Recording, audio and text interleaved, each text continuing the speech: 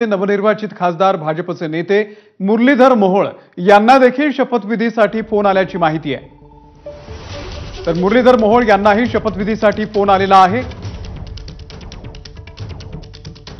सोमेश कोलगे आपले प्रतिनिधी या संदर्भातले अपडेट देतील। सोमेश, मुरलीधर मोहोळ यांना सुद्धा फोन आल्याचं कळतंय, काय अपडेट आहे?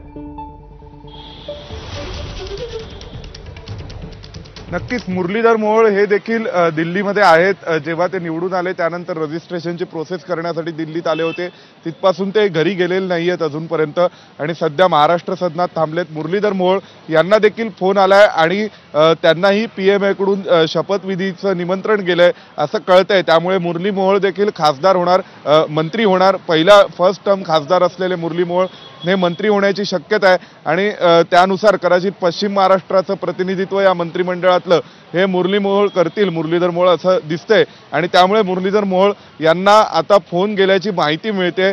म्हणून एकूण जी आता महाराष्ट्रातील मंत्रिपदाची नावं आहेत ती जवळपास 6 झालेली आहेत, ज्यामध्ये प्रतापराव जाधव, नितीन गडकरी, पियुष गोयल अशा 3 भाजपच्या मंत्र्यांचा समावेश आहे। रामदास आठवलेंचा या मंत्रिमंडळामध्ये समावेश आहे आणि पियुष गोयल अशी 4 भाजपची नावं आहेत, तर इतर 2 मित्रपक्षांची नावं आहेत असं कळतंय। राष्ट्रवादी काँग्रेस अजितदादा पवार गटाला अजूनपर्यंत फोन गेलेला नाहीये। शिवसेना शिंदेंकडून प्रतापराव जाधव मंत्री होणारे निश्चित झाले। भाजपकडून 4 जण मंत्री होणार, त्यामध्ये मुरलीधर मोहोळ, पियुष गोयल, नितीन गडकरी आणि त्यांच्यासह रक्षा खडसे यांचा समावेश आहे।